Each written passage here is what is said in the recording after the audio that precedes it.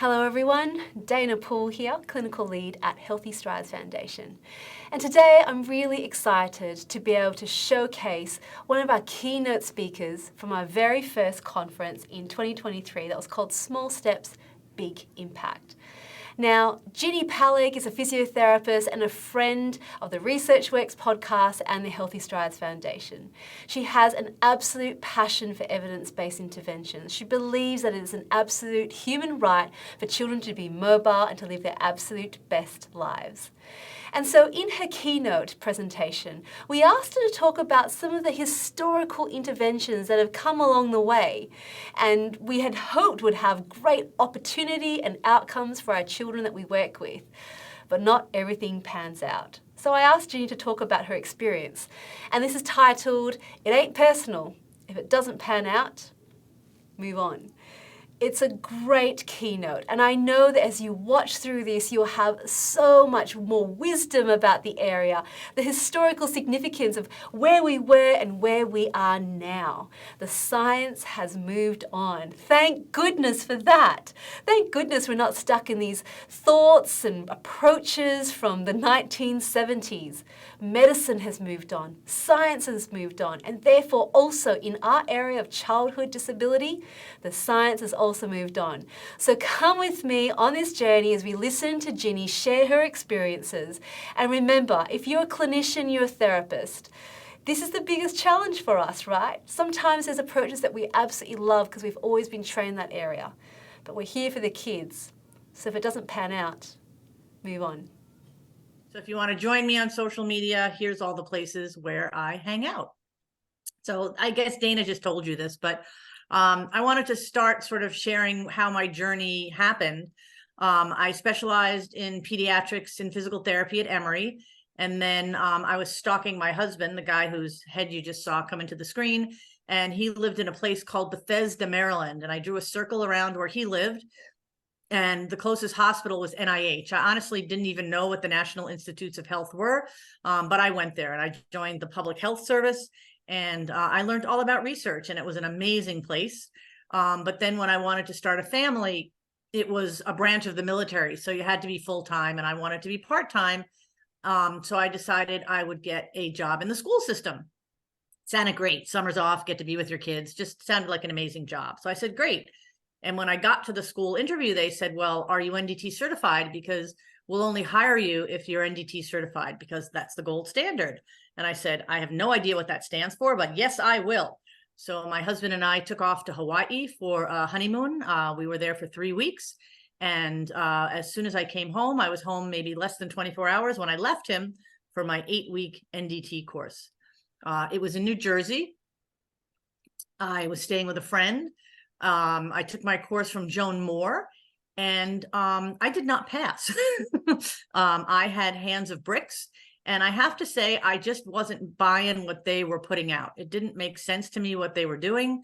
The kid looked better when Joan's hands were on the kid, but when Joan took her hands off the kid, they weren't doing what I thought they wanted to be doing. The kids were crying. The kids were indoors on moving surfaces, doing parts of skills for 8 hours, and I just didn't see what was happening. So again, I failed.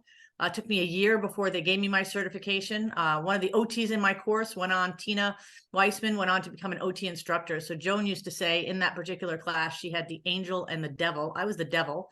And Joan really pushed back on me about what I thought needed to happen. And for many years, we, as colleagues and friends, argued. But I'm happy to say that in the end, Joan actually started believing in supported stepping devices. She started working with Ellie Rizzone and the Up and Free and the Up and Go, and taught for them. So I'd like to say I won that battle. So it didn't really work for me. And as you know, it's redlined. It's been reborn a few times. There was a guy who, they never patented NDT. So there was a guy who sort of took it away from them and patented it, and then they got it back. And now they're saying there's a different kind of NDT. There's a different kind of BOBAT. There's a brand new article in developmental medicine, child neurology, how it's a philosophy. But I'm sure you'll hear a lot about that in the conference. But I think that I see the arguments, the debates at APTA, Diane Damiano, American Academy of Cerebral Palsy, Developmental Medicine, And I am a fan of that. It needs to go away, that it's confusing. When you say you do bow bath or NDT, nobody knows what you do. Nobody knows which parts you kept, which parts you didn't keep. And I wanted to share that my friend and colleague, Elizabeth Rodby Bosquet, tells me that in Sweden, if you say you're using NDT or bow bath, that your services will not be paid for by the government. It's actually been banned. We know now that bow bath isn't any better than no intervention. And again, that was my feeling at the beginning. So I really have gone towards hands off, and I know you're going to hear a lot about that. And that makes sense to me, because when I look at all the sports that my children engaged in, and when I coach families to engage in community sports programs, I don't see a lot of touching of the children. I can't think of another sport where we handle or facilitate or touch children, except maybe in gymnastics, where we're trying to preserve their necks and their spinal cords and stop injuries. But we don't teach kids to play the piano by moving their fingers. We don't teach kids to kick a ball by swinging their foot. That's just not how we learn to move. So I just think the basic premise doesn't hold. So I'm not sure how we all decided that this handling and facilitation was a good idea. I think it probably came from frustration of handling, of working with families with kids at GMFCS level 4 and 5, kids with really poor motor repertoire, and we just wanted them to get on with it. So when they can't get on with it, we get on with it for them. But we know that movement starts probably in the basal ganglia and the cerebellum, then gets to the premotor cortex and then the motor cortex, and that it's all connected. That if we don't let the child start the movement, then the child's never going to be able to functionally do the movement. So I also think about what I'm teaching my child when I'm handling them. So I feel like I'm teaching, and these are just random videos from the internet. I don't know any of these people. I don't have permission to use any of these videos. They're all open access on the internet. I'm a big bootlegger. Yeah, so they're stolen, basically. So if you know them, I'm sorry, and don't tell them that I use them, because what happens here stays here. It's like Vegas. But what are we teaching this kid? Are we teaching this kid that they're competent, that they know how to stand up, or are we teaching them that it takes 2 people to stand you up? Maybe we're pushing on their knees because we think we're increasing their proprioception, but we're probably interrupting their proprioception, because they're probably paying more attention to what your hands are wiggling and doing than the surface that they're actually supposed to be pushing down with their feet. So what we thought and what the premise was just didn't pan out. And I think the best evidence for that comes from Jill Zwicker and the work she's done with developmental coordination disorder, where she can map what's happening electrically on the surface of the brain. And when the mother and the child are interacting, often the mother's brain will light up in the same areas as the child. It's almost like the mother is thinking about how the child ought to be moving or what the child ought to be doing. And then when I touch the child, it actually interrupts learning. So anyone that's not the caregiver, it interrupts learning. And it's sort of like if I was talking to you right now and I picked up my phone, you would sort of know I'm tuned out and you would go do something else. But then as soon as I put my phone down, you would come back and be with me and ready to interact. But the kids, it takes up to 15 minutes for them to be ready to interact again after you've actually interrupted the learning. So again, lots of reasons that I rejected handling and facilitation, that I reject moving surfaces. There really isn't any functional activity except maybe getting on an escalator that involves dealing with a moving surface. So when you're doing your therapy sessions, when I'm doing my therapy sessions, I can only speak for me. I really stay away from moving surfaces, because we know that our kids learn what we teach them. And so everything I do is active. It's child directed, it's child led. If the child doesn't want to do it anymore, we don't do it anymore. I go to people's homes and child cares, and everything I do is delivered by the caregiver. I can't lose weight if I diet 1 hour a week. I can't learn to have a good Australian accent if I only practice 1 hour a week. If I want a good Australian accent, I've got to move to Australia, date a partner that has a good Australian accent, and practice every single day. And it's the same thing with motor skills. You've got to do it all day, every day. So you've got to do a good motivational interview, figure out what the parents want to do, and then do, or the nanny, and do what they want to do. So here we've got a child at GMFCS level 4. He's got one side much more involved in the other. He's got over 4 asymmetries on the Hammersmith Infant Neurological Exam. So here we are doing some stepping where his sister is the interventionist. In the middle, we're doing habit or a bimanual activity. And then all the way on the right, you have him doing his CIMT that his nanny is delivering. So what else did I try? Oh, I'm sorry. So yeah, everything's child directed. We're following the kid's lead. We're doing what they want to do. And he's deciding how he wants to do it. If he wants to use supination, great. If he wants to use pronation, great. If he wants to use his extensor tone, great. As long as we're getting the functional skill done what we want it to do, I'm not getting caught up in how he does it. So I call that funky but functional. So you might say, oh, put AFOs on this child. And I did, and I could. And then she would have horrible external rotation and wouldn't be able to step. You might say, lift her up more, make her more upright, get her on her flat feet. And that all sounds like a great idea, but then she's not going to be able to go anywhere. So my goal is not for her to look pretty, because she's already looking pretty. My goal is for her to get to where she wants to go, to knock over the little wet floor sign. So funky but functional. So all in all, what I try to do is think about what I'm doing. I don't want to interrupt development. I let kids do what they want to do the way they want to do it. And I hope that I'm not wasting time and money on things that are below the worth it line. And another learning curve for me was that crying interferes with learning. So it releases cortisol, it's stress. So if they're crying, we switch and do something else. So whenever I look at an intervention and try to figure out if this is something that I want to incorporate, or I think a family might want to incorporate, I think about what's the function. And yes, there's a big pun there, and I hope you get it, because I am very much into the F words, all of the F words. So when I look at this video, I want to know, what is the goal? Where in life do I need to step in and out of boxes? Maybe this child has a lot of cats and she has to clean up after them. I don't know. But in general, this is not okay. There's not knee extension. This just isn't what I want to do. So that's how I assess things. So how did I get to my snarky place that I am now? I really got it from parents. My dad worked at a university in the 70s, and they had what was the beginning of the internet. So I could message my dad's colleagues' kids that I had made friends with at various international conferences that he dragged us to, on something called the internet. And then very quickly, there became something called listservs.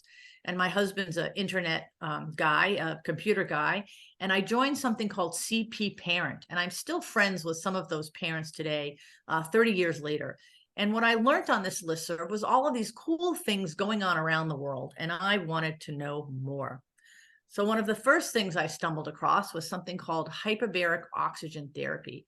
So I was reading on the web that all these families were mortgaging their homes and going to Florida to one specific site and getting HBO. And then in Europe, kids were going to London. There was a diving chamber, a big diving chamber there that people went to. And I was just hearing all of these parents swearing that this was improving their children's function and their lives. And I wanted to know more. So I contacted one of the families that I met over this CP Parent. They lived in Norway, and their son's name was Johannes. And I know now that he had a clotting disorder, a genetic disorder, and he was GMF-CS level 5. And he went to London with his dad, and he did HBO. He did 2 dives a day for 2 weeks. And at the end of those 2 weeks, from the photos, we could see that his hair grew, his teeth came in, he was holding his head better, he was drooling less, he was sitting better. And really the only difference was that he had sat on his dad's lap for 4 hours a day. So that seemed really interesting to me. It wasn't a real research study. I didn't publish it, but Bill Oppenheim put it on the AACPDM website for me. And then at the time, I had a column in Exceptional Parent magazine, which was also hearing from a lot of parents that they wanted this intervention covered by insurance.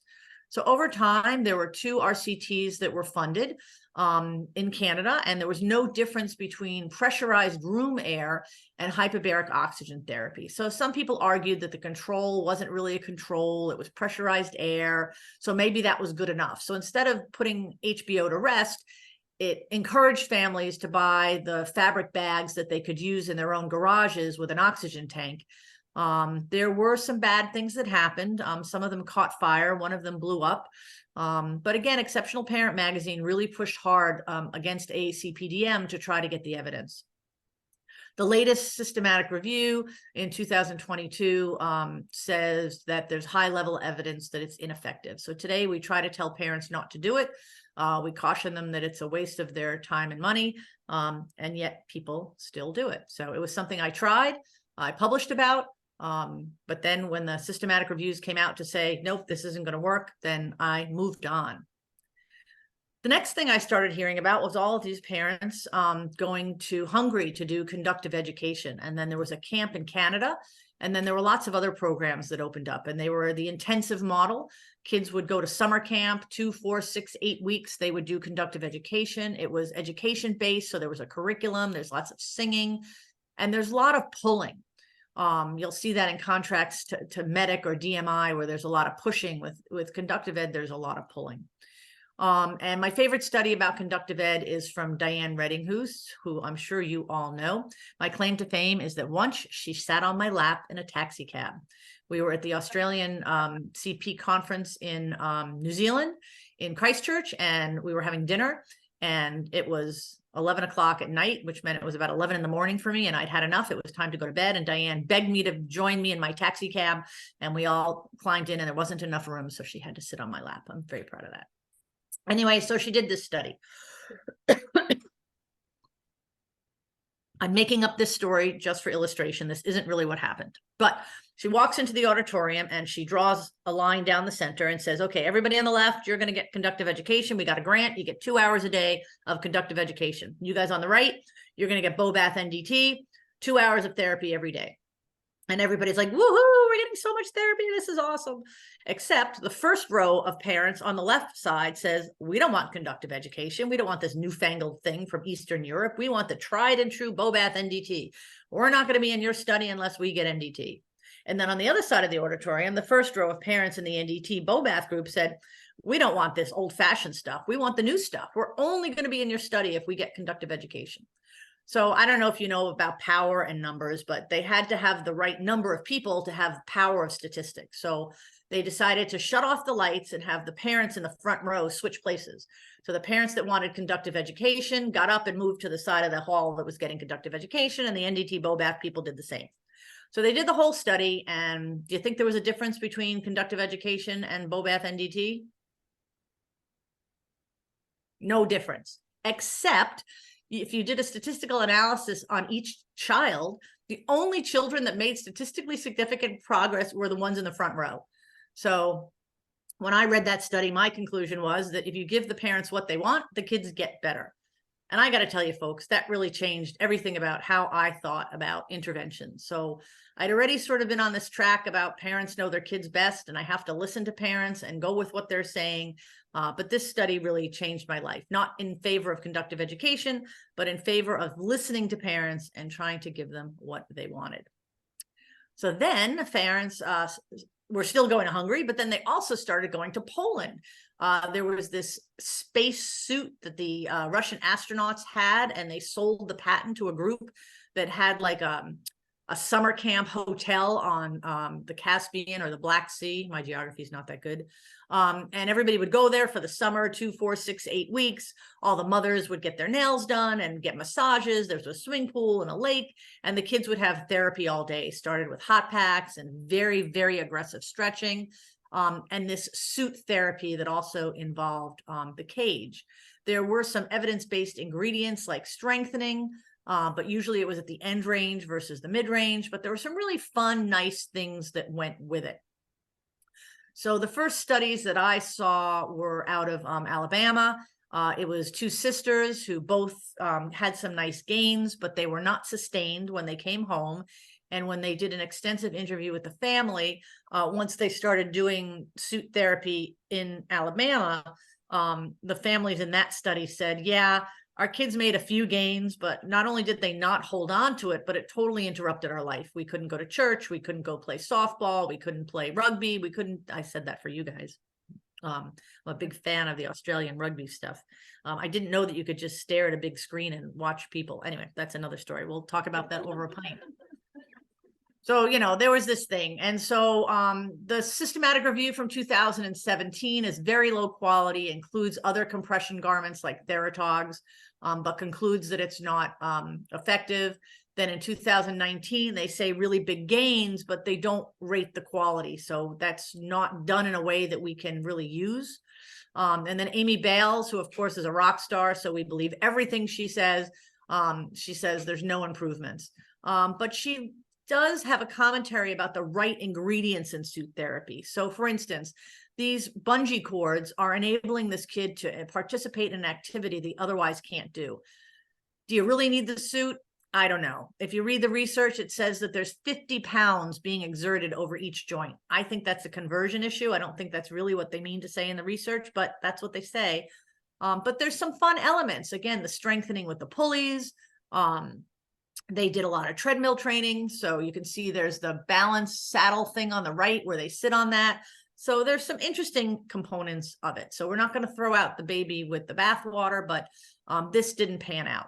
And then there was a lot of competition. Lots of different people were making their own suits and selling their own suits. And it really became a Ponzi scheme.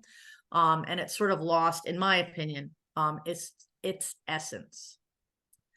So then that brings us to today's conundrum, which is MEDIC, which is also called Cuervo MEDIC, or DMI, Dynamic Movement Intervention.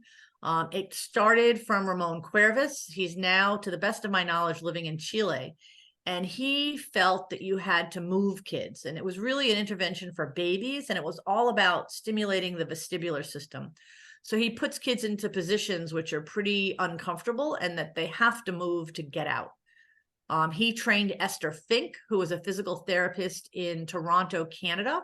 And a lot of people went to do the intensives with Esther. Esther trained Jonathan, who is now called Jake. And it appears to me, again, I'm making this up, this is not based on facts, but from what I've been able to gather, Ramon did not want to certify other people. He did not want other people to be teaching the course. So the current DMI people really just took the work and they made their own system of doing different level training courses and certifying instructors and selling the wooden boxes and the planks and the other wooden pieces that are used, and cut Ramon out of it. I've known Esther for years. We've always talked about doing research. She feels like she's too busy saving children and doesn't have time for research. Jake wrote to me recently and said he can't do the research because he would be biased. I think Napa, who really has the most places in America of these intensive therapies, is also talking about trying to do some research about what they're doing. But I don't know what outcome measure they would use or what they would do. They market themselves as intensives, but we want to know intensive what, because if you do something that's ineffective, it's a 0. So even if you do 40 hours of something that's ineffective, 40 times 0 is 0. So we want to know the ingredients. We want to know they're evidence-based. And so when you're doing an intensive, we don't want to do something that we know doesn't work, like the video on the left. We want to do an intensive of things that actually work. So my recommendation to you is to pay attention to the ingredients. And hopefully you listen to Anna Campos. I think you called her Carol on the podcast. I call her. Anyway, that's another story. This is our scoping review on early interventions. And again, we focus on the ingredients to try to help you choose what to do. So just another dead end that I wrote down, trying to be humble to let you know that we like to explore things, but we like to explore it with an eye towards the evidence. So I had a child in my care who was the beginning of my journey of discovering assistive technology. I started doing home care right after the birth of my first child. And this was my very first patient. She had had a traumatic brain injury in a daycare. She was a GMFCS level 5. She was totally flaccid on one side of her body, totally spastic on the other. She had a trach. She wasn't able to take any food. She didn't respond to any kind of language. She couldn't swallow. She was really impaired. And she had just finished a year in inpatient rehab. And her mother said to me, I'm tired of working on rolling and sitting. I need her to walk. And so that mother found the first Rift and Pacer, and her church funded it. And 6 months later, she went trick-or-treating. And so in our quest to find more things that could help this child, we heard about Karen Pape in Toronto, who was doing nighttime electrical stimulation. So we went with the family to Toronto, my own 2-year-old in tow, and we learned about nighttime electrical stimulation. And so I taught for Karen for a while. I went to the clinic many times. I had known about the Steenbach study where it looked like it was an RCT and it looked like the GMFM improved. But again, GMFM always improves over time. All the kids before age 5, that even the GMFCS level 4s and 5s, they still go up. So we now know that we need clinically meaningful change, which is about 10 points. When Summerfield in 2001 did a crossover design, there was no difference in walking, but all the parents liked it. And in 2002, Dolly said there was no difference between nighttime electrical stimulation versus placebo. And then there was another study in 2011 that found it to be too burdensome. So again, it didn't pan out, and we moved on to other things.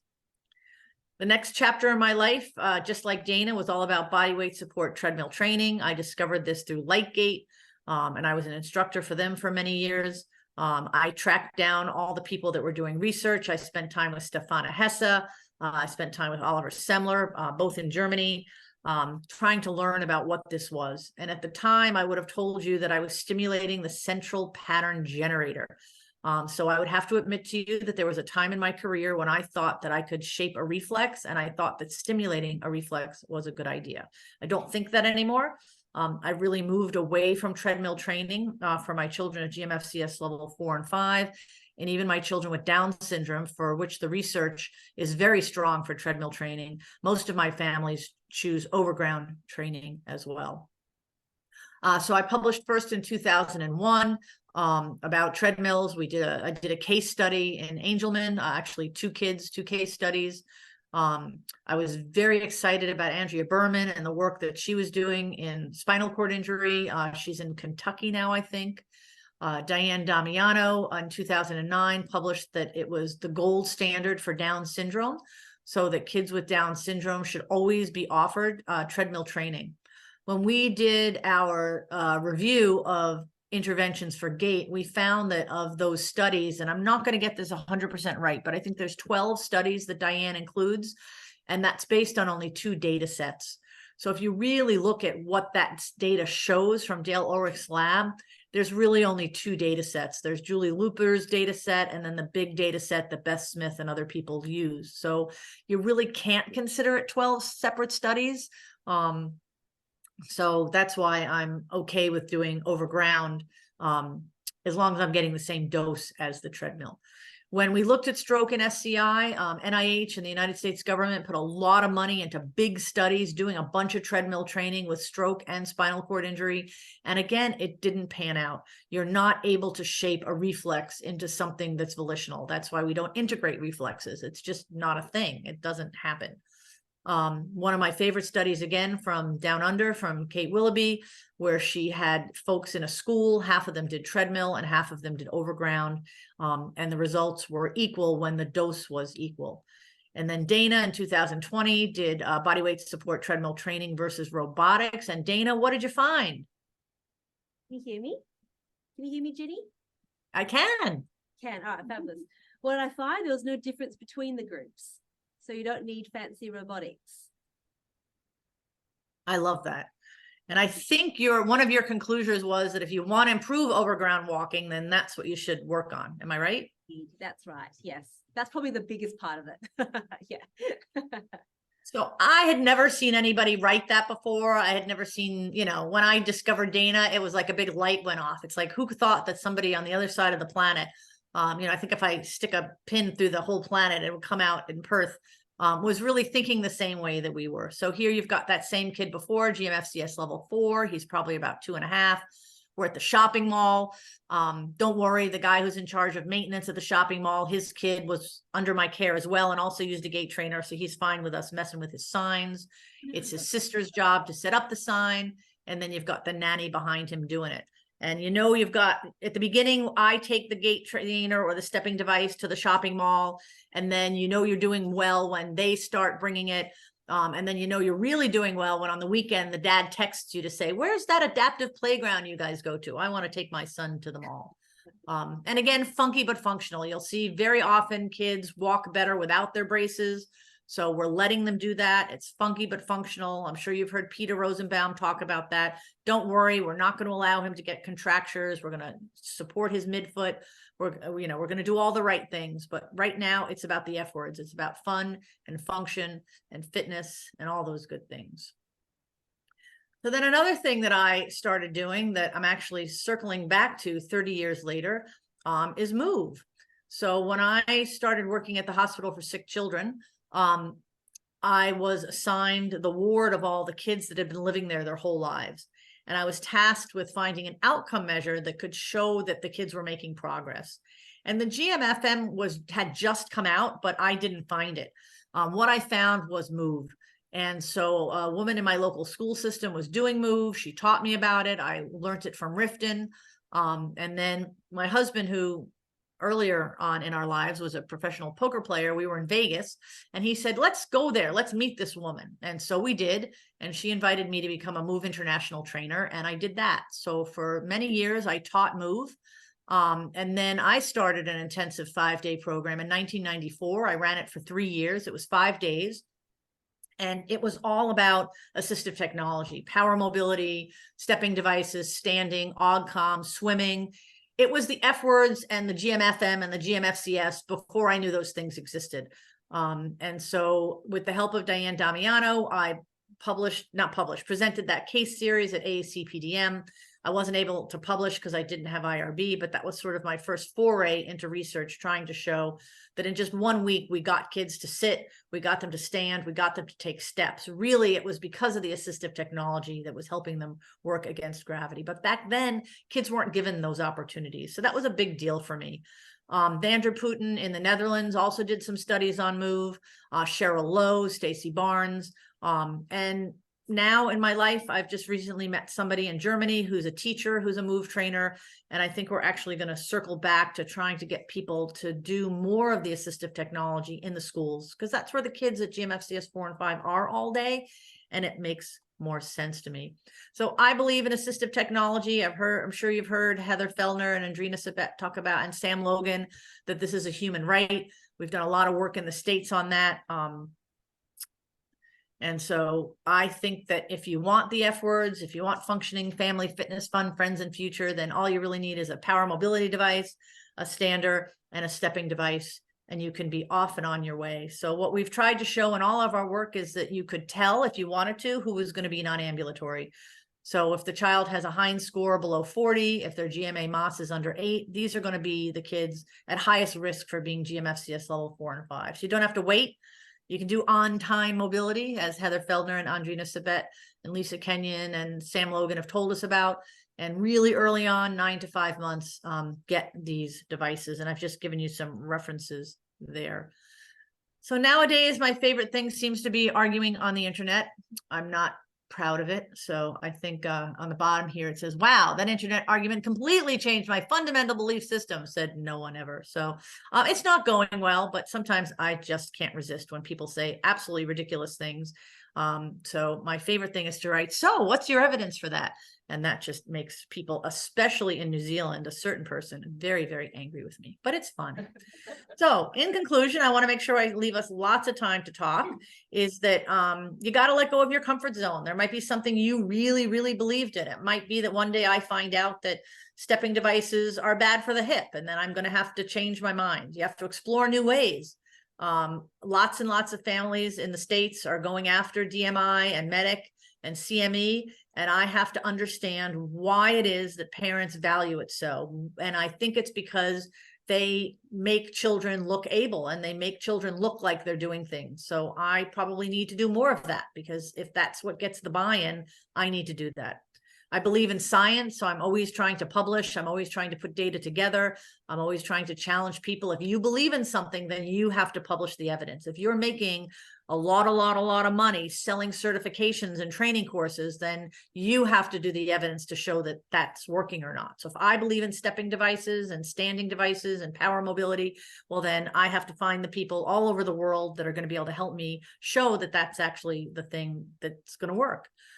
So I'm shifting away from quality of movement, reflex integration. I'm going for participation in leisure activities. And I know that's what you guys are learning about, all about in this conference.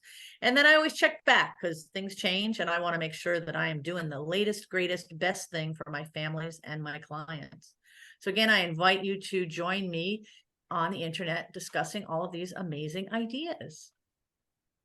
That's all I had to say. Those are all the mistakes I made. Thank you so much, Ginny. We're going to have some time for questions now. I guess I will get it started though, because I always have questions for you, Ginny. When you let go of something, I imagine that's it can be such a challenging process because you've invested so much time and money in getting the certifications and moving on with it. What has been the key for you to be able to let go of something that you might have invested so much time and money into? The next thing. So the only way I can let go of the box of Leonides chocolate is if you give me a box of Neuhaus chocolate. So I think there's something else, like the parents are telling me about something else. So I thoroughly investigated it to best of my ability. And then the tide changes.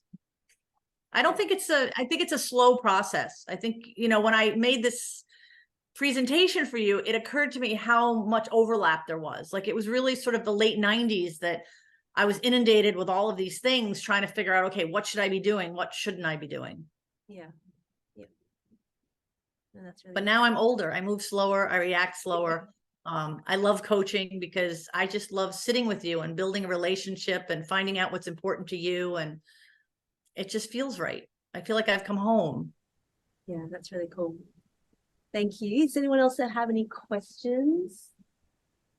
Be brave. Is it only chance to get to talk to you? No, plenty of opportunity to talk to you online, particularly. Any other questions? Yeah, go for it.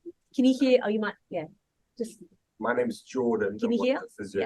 Yeah. Right. Just based on what you have discussed with us, are we looking for skill attaining or skill retaining?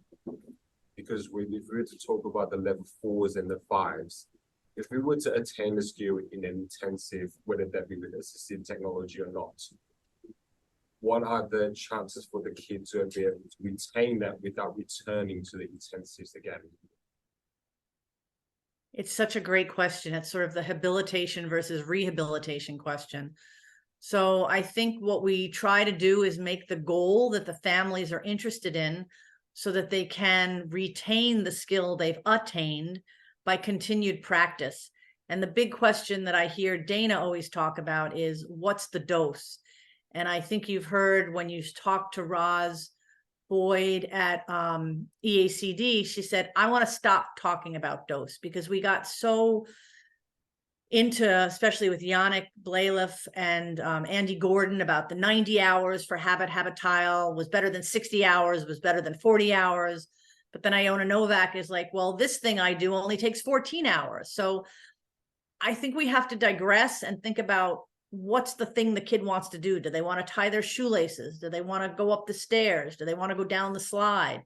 Do they want to knock over the sign at the shopping mall? And that's things that I can attain, and things I can retain until it's not important anymore. Because as soon as that goal of walking in the street with the baby stroller is no longer interesting to that kid, then we don't have to retain that. We're going to move on to the next thing. But I think it's a really salient question. And I love, when I listen to Ashley and Dana on the podcast, I love that that's always what they challenge the speakers to talk about. What's the point? I'm calling it WTF. What's the function? And I didn't make that up. Somebody else did. And I wish I could remember her name, but somebody else came up with that. But we say, what TF? What are you trying to do here? What's the point? I think that's really what you're speaking to. Yeah, that's great. Any other questions? Let's see. Does anybody want to challenge? Anybody want to hold on to hands-on? Is anybody just, oh gosh, isn't it just so much fun when you get to hug the kid or they hug you or you get to help them be successful? It's a really hard thing to give up. It is. I remember at the beginning of Move when I was the first one that made you walk. Oh my gosh, it was like such a high. It was the best feeling. And I think when you talked about Dana, that was the hardest thing to give up. Yeah. Because I don't get to do that anymore. Now it's the caregiver's job to be there, to make the first steps happen, to do the feeding successfully, to hear the first word. That was the hardest thing to give up. That in a way feeds into when you meet people and they ask you what you do, they go, that must be so rewarding. And it always feeds into that, I'm part of that. But when your hands are on there, it feels so much more tangible. I can totally understand that. Melody's got a question. I might get Melody. Do you want to come over here so she can see you? If that's okay. You don't have to. I don't want to make you a barrier. But anyway. If I sit here. Yeah, and you can see Ginny from there. Yep. Thank you for that talk. And I just had a question because I've had a lot of parents asking me about CME, and it's very strong where I come from in Singapore. Not just CME, but any hands-on therapy, any intensives that do these hands-on things. And I'm finding that when I counsel parents, evidence-based therapies doesn't mean much to them. Like, it means a lot to us as therapists because what we do is science, right? So we should be evidence-based. But for parents, they say, well, what does this even mean to me? And if CME is something that has seemed to help my friends' children, then why shouldn't I be doing it, even if it's not evidence-based? So how would you usually speak to families like that? Great question. My daughter used to live in Singapore. I love Singapore, so I'll go personally check out those programs with you. Yes, I think what I do online is there's two Instagram people that I follow very closely who are big proponents, and there's no change. It's years later, and he still can only stand holding on. He can still only move his feet in the air when his father moves his feet. Like, he still can't take steps. And I think if you just would have spent that time working on the stepping, working on him moving himself, could have you gotten there? Like, you're not going to change the GMFCS level. We don't have anything that does that, but you can change a lot within a GMFCS level. There are level 4s that take independent steps. There are level 5s that can do transfers and stay standing, holding on to something for a standing diaper change. So I don't know. I share your conundrum, and I think that's really where I am right now, and why I've circled back to move, so that I can give parents an alternative and say, rather than pay that money, why don't you, especially if you live in Singapore, for $49, you can go to Bali. You get a nice massage for everybody in the whole family, and then walk on the beach, then use assistive technology to swim or to do what you want to do. You can actually do better than that therapist, because you know how your child moves, and you know how to do this. So to take your time and your money to pay someone else to move your child in a way that you can't duplicate, we really have to define what the families are saying. This helped my child. And I think it's about the relationship. I think it's about the providers are working so hard, and they're so vested, and the providers are all working on specific things that they think they're making better. But I do think they lose sight of the forest in the trees. But I hope that in my future, we can all work together, that we can pick out the ingredients of DMI or that type of hands-on therapy that really are effective, and use those ingredients, and then give up the ingredients that aren't effective, so that we can merge in the end and all come out on the other side. Because I can't keep discounting what the parents are saying. If the parents are saying the kid is getting better, I have to believe that. They know their child best. So I have to rectify that for me. And I haven't done that yet. But being at conferences like you guys are, talking to people like Dana and Ashley and yourself, and all the wonderful people we hear on the podcast, that's how I own a Novak, that's really how we all sit around the pool with a drink and we talk about these things. What is it that the parents are seeing? Why are they so vested?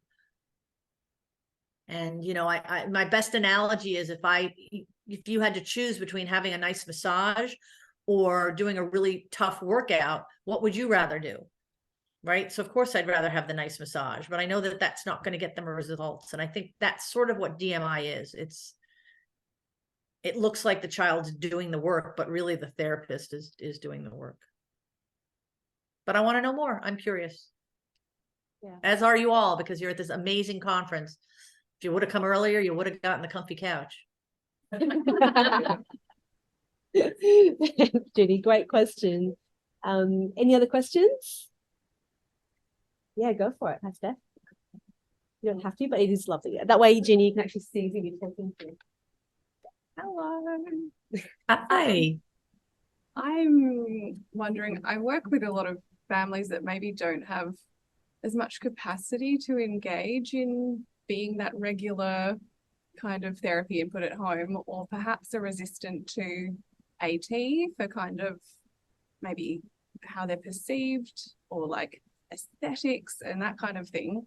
Do you have any like hot tips or resources for those kind of situations? I do, and it pains me to say this because I was probably 50 before I learned about coaching and relationship building and the motivational interview. I think I would have had a much smoother life if I'd learned about that sooner. The whole idea of listening instead of talking, like, just never occurred to me. I hope my husband's listening. I grew up in New York City, so it's a certain style. And in my latter half of my career, I've really had to give that up. So there is no family whose capacity I can't build. There is no family for which doesn't want to do the best for their child. So it's my job as a coach to check all my biases at the door and just immerse myself in the culture of that family. What does your family do? What does your family value? What do you do with the other kids? Maybe it's something I don't value, like, oh, we all like to watch TV together. Okay, well, then we're going to have to figure out how to position your child so that they can see the TV, so that maybe they can change the channel. Maybe they can express to you what they'd rather watch. Like, again, it might not be my preference. I don't think your kid should be watching TV, but if that's what you do, then we're going to figure out how to get a switch so that the TV is going to turn off every 30 seconds and the kid has to hit the switch to make it go again.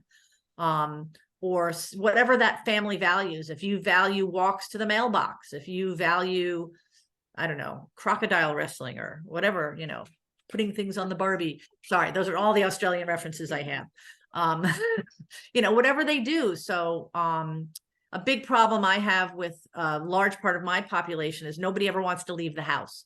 If it's not the perfect temperature and the perfect weather, nobody wants to leave the house. So then, okay, how do your children like to play? We're going to bring the outside in. We're going to bring a slide in. We're going to bring climbing things. We're going to figure out how to make a step stool so the child can climb on your couch, or, you're going to come up with the thing you want to do. And then you're going to have to go get it, because if I make you get it, you're going to be more vested in it. So you've got to get on the internet and find the free slide, or build the step stool out of a box, or, figure out what you're going to do to make that happen. And so I work with families from all walks of life. I work with families where 6 families live in one house or one apartment. I work with families who have 3 nannies in a 24-hour period. And the key is always to figure out who is the one actually caring for the child and what is it that they want to do. And that's hard. It's hard for me because I have an idea of, I look at your child and I know exactly what I want to do. And I have the idea of what I think your routine ought to be like. But unless I take the time to start at the beginning, who wakes up first? How do you know your child is awake? How do you, when you go to get them up, how do they gesture to you that they want to get up? How do you know they're hungry?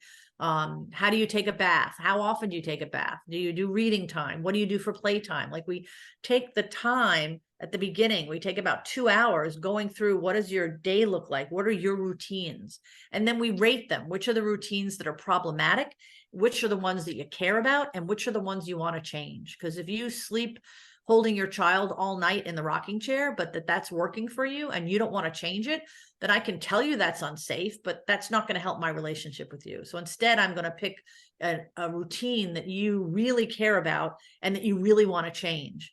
And then I'm not going to tell you how to change it. I'm going to make you think that through and make you come up with the solution, because if you come up with the solution, then you're actually going to do it. So that's coaching, that's routines intervention, and that's actually federally mandated in the United States. When you're getting funding from the government for early intervention, that's what you're supposed to be doing. So the hands-off coaching, that's actually federally mandated if you're getting funding from the government for your early intervention program. So that's what we've been trained in. It's not easy. It's much easier to walk in the room and be like, I know what you need, I'm going to fix it. But through my relationship with people like Iona Novak and Pina Rosenbaum, I don't fix you anymore because you're not broken. Instead, I want to enable giggles. I want you to love your child. I want you to revel in being a caregiver. I want you to feel like you are the expert. I want to build your capacity, because if you run into something that's not working, I don't want you to have to wait till the next morning to text me to get the solution. I want you to know that you can figure it out all by your lonesome, whether you're going to Google it or look for YouTube videos, but you can figure this out on your own. You don't need me. And that's another scary thing, right? Giving up the fact that I know best. Does that help at all? Yeah, thank you very much. And to know that it's not easy for everybody. We're all struggling. We're all always trying to grow and do better. And that's why we come to these amazing conferences. And you guys are so lucky to all be together and to be with amazing people. And I'm very envious. Very kind, Ginny. Anyone else? There's still a bit more time for questions. Yeah, Tracy, come on forward.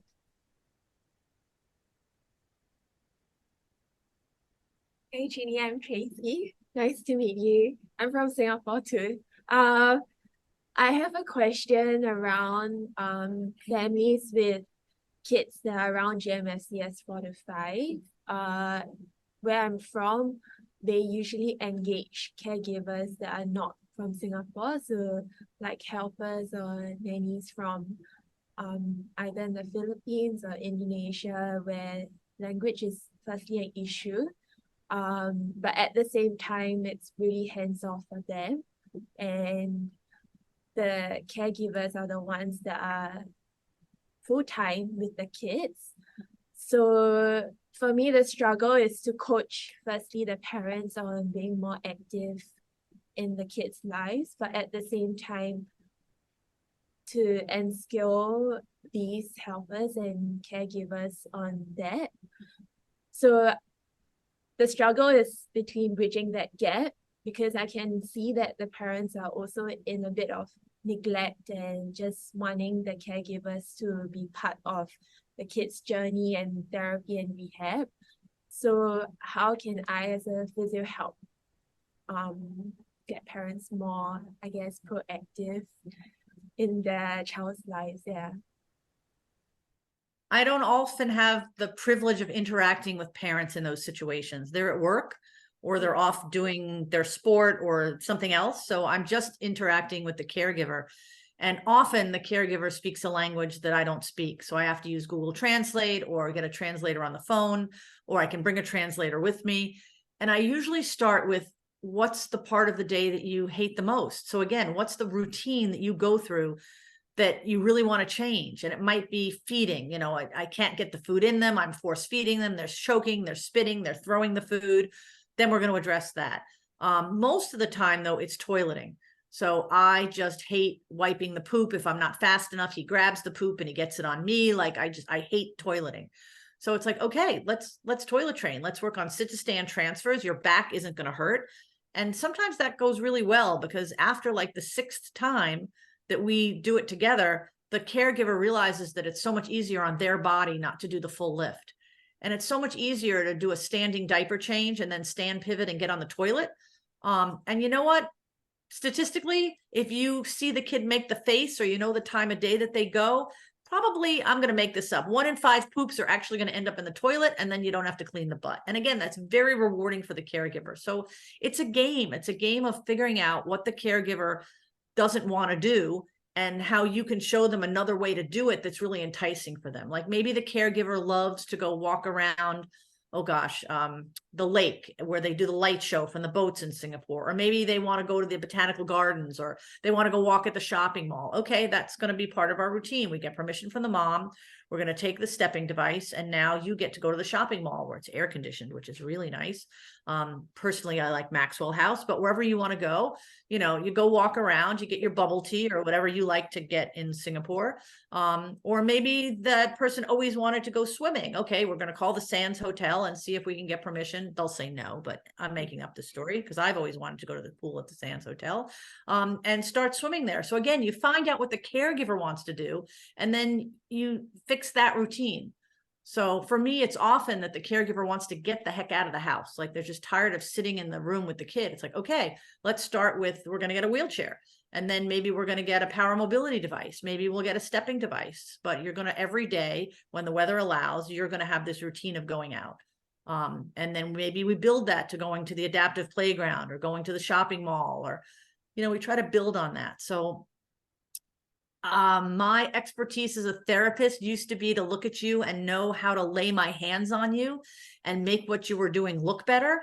Now my expertise lies in helping you problem solve on figuring out what you're interested in and what the child's interested in and where those things come together, and something that you'll actually be motivated to do. Because I can tell my teenage daughter all day that she should wear more clothing, that, you know, here in Maryland, in the United States, when you go to school, you're supposed to wear more clothing. But in the end, she's just going to move to Singapore where she gets to wear less clothing. So, you know, she'll figure it out for her. So it doesn't matter that I keep telling her that, right? And that's what I learned with my families. I can tell you what to do all day, but you're never going to do it until it comes from you. So it's my job to lead the horse to water so that they'll drink, but also to make the horse thirsty. That's the best I got. Thanks for the question, though. Hope I didn't offend anybody with my Singapore references. I'm just dreaming of Singapore. We'll have you over in Singapore. We'll meet there. Please. Ginny, thank you so much for your time. It is late there. It is 12 hours behind us, so just past 10. Have a really good sleep. Thank you so very, very much, and we'll touch base with you next time. Thanks so much for inviting me. Bye, everybody. Have a great conference. Bye.